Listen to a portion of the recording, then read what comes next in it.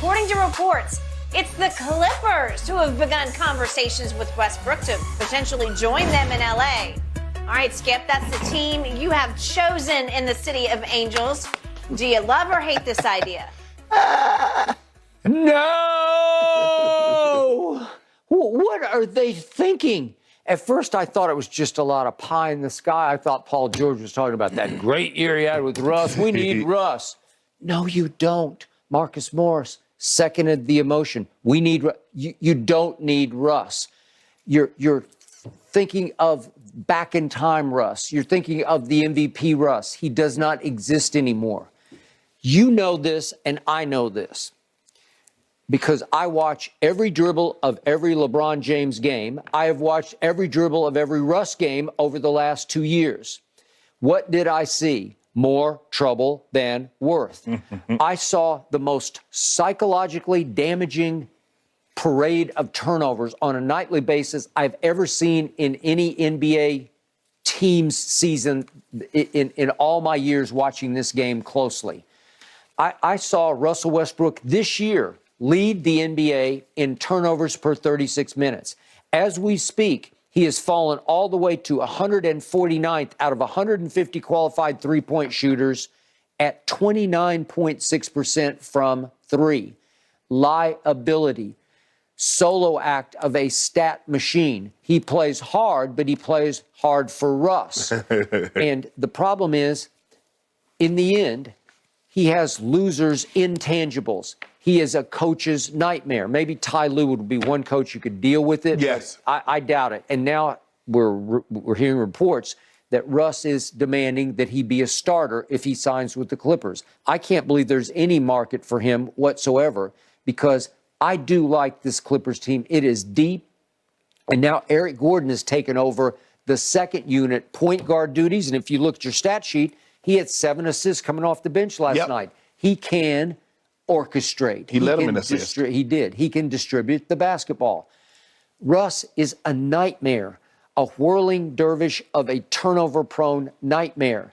And again, they respect him because he's going to be a first-ballot Hall of Famer, because he, for 4 out of 5 seasons, averaged a triple-double. Yoke is averaging a triple-double as we speak, and that's phenomenal. But Russ was even more phenomenal that as a 6'3" guard, he kept averaging double-digit rebounds. Correct. He will scratch and claw for offensive rebounds like nobody you've ever seen. He'll be there on the spot for defensive rebounds, but he's just trying to pile up his triple-double stats. He will be the basketball death of the Clippers. If they sign him, I will be completely out, because he single-handedly will end up wrecking what's left of their season. Well, Skip, I would talk to someone very familiar with this situation, and that's told that if he were to ever get traded, he would get bought out immediately by the team that traded for him, because it's probably going to be a team that just wants to rid that contract but wanted draft compensation. He needs to go to a veteran. That was the Utah Jazz. Yes. Yeah. He needs to go to a veteran team. Marcus Morris, Kawhi Leonard, Paul George, Eric Gordon, Nicholas Batum. I think that would qualify as a veteran team. They do qualify as that. Yes. So, but they weren't going to trade for him. They weren't going to give up no compensation to get him. No. We can get him at our rate that we want to pay. But, he said, I want to start. Okay.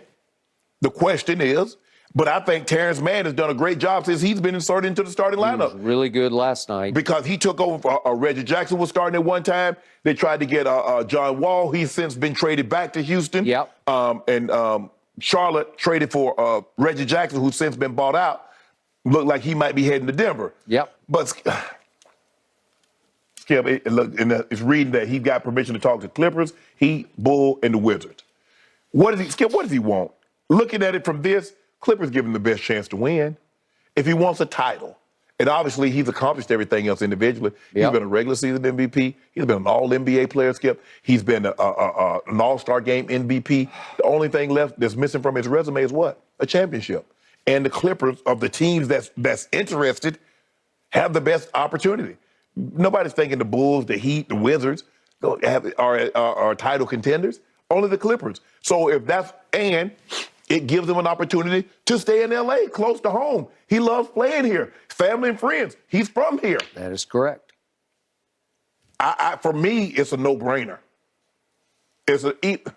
even if it's not in the starting lineup. I believe this is the best situation. He's close to his family, wife, kids, sleeps in his own bed. He gets his family and friends, get an opportunity to see him on a nightly basis if they so choose. I don't really know what else the discussion is, Skip.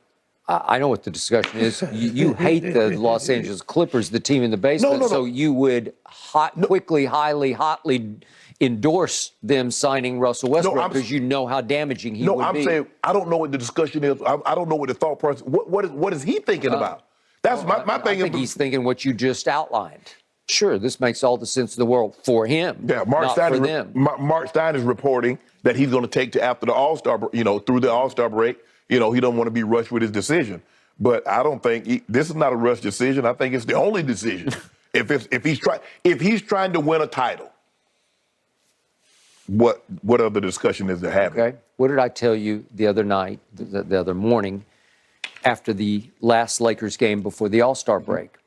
I told you it was a pleasure to watch your Los Angeles Lakers play 4 quarters without Russell Westbrook.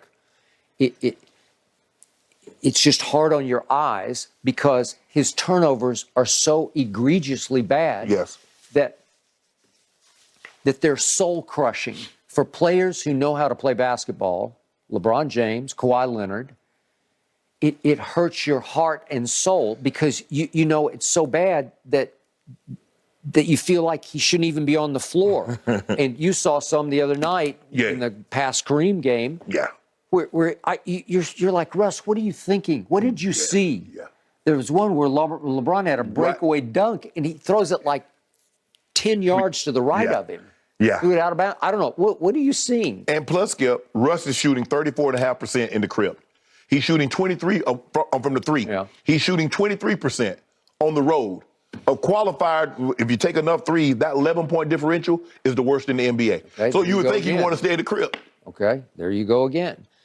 What happened last year in the crypt? It got so bad that even on the corner threes, he would pull up to shoot it, and you could just see in his body language, I'm about to launch. Yeah. And the whole building said, no. And the fans could see he was about to launch, too. Yeah, because he's a horrible three-point shooter, and he's got the worst hands I've ever seen on any point guard. And yet the Clippers are saying, well, we don't have a bona fide, genuine, authentic sort of run-of-the-mill point guard who's going to be a pass-first point guard. Well, this is the worst you could try. Skip, they didn't like say no, but in the games that I've been to this year, when Russ got the ball and it looks like he's in the shooting position, you can feel the anxiety build in the building. Skip, you could feel it. It's like everybody seems like, well, damn, am I the only one clutching? I looked down there and they like tensed up. It was just like, no, get the ball up. Yeah.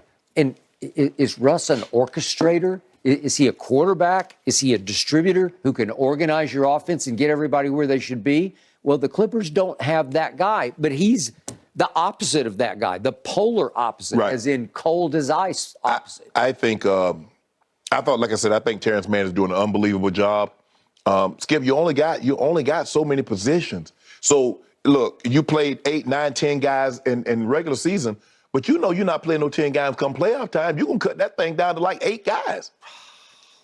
Listen, I can't get it out of my psyche, the nightmares of Russell Westbrook going hell-bent down the lane where it became the most entertaining moment in Laker games for all the wrong reasons because I'm like, what's he going to do? The ball's going to fly up out of his hands somewhere. Right.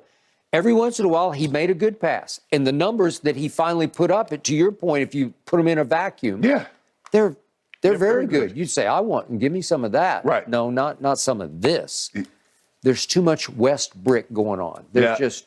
Well, get ready. You're going to come into the Clippers.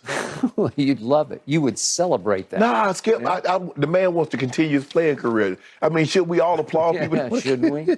I don't know what they're thinking.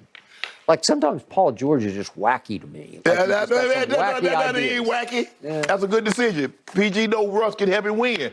Didn't he tell you had a career year with Russ? He did, and what happened? Then what happened, right? Paul George happened. That's what happened. Yeah. Did you forget that? No, I did not. But we got Kawhi Leonard, who I can't believe he would sign off on Russell Westbrook. don't believe I mean, he didn't sign off on him once. It's hard to believe that one time you won't turn the man call, and next time you're embracing the man to come join the team. I don't see it. But maybe he's being overruled. I don't know. Maybe it's coming from the top. Nah, you don't want to overrule Kawhi. No. You know what happens? he shuts it down. He absolutely will shut it down. Yeah. Shannon, you can't even have this debate with a straight face. It's absolutely fantastic. Thank you. All right, guys. Kevin Durant, he's opening up about his time in Brooklyn. You do not want to miss what he had to say. We're going to let you hear it coming up next here on Undisputed.